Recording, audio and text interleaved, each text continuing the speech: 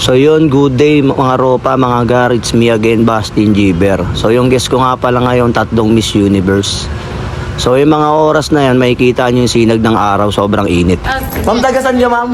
I'm from Bohol. Bohol City, ikaw ma'am? From Davao. Duterte, then ma'am, I'm from Bukidnon. Bukidnon, so yan mga Pilipino yan legit yan. Kasi ma'am, papatin niya yung guest ko. Hi! Hi! Mga taga saan kayo ma'am? Davao. Bohol. I'm from Bukidnon.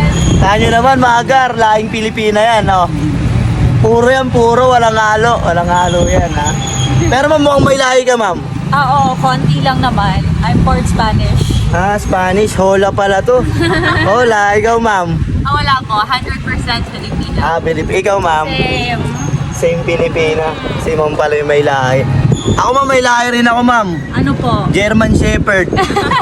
Nangagat. Kuya, rare. Nangagat ako ma'am. Rare pala ako. Nung pumunta kayo ng Manila ma'am, anong ginawa nyo dito ma'am?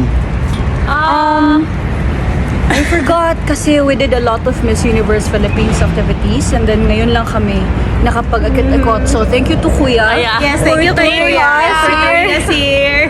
So ma'am, sa mga candidate kayo ma'am ng Miss Universe. Yes po. Yes po. So thank you ma'am for opportunity. You Of gave me course. opportunity. Thank you din po. Thank you rin for po. turing us. So yun, pagtapos ng kaninang parang disyertong init, ayan, nag-uulan, bumagyo pa. Sige mo, uwi na ka mo ba? So syempre, kailangan safe sila.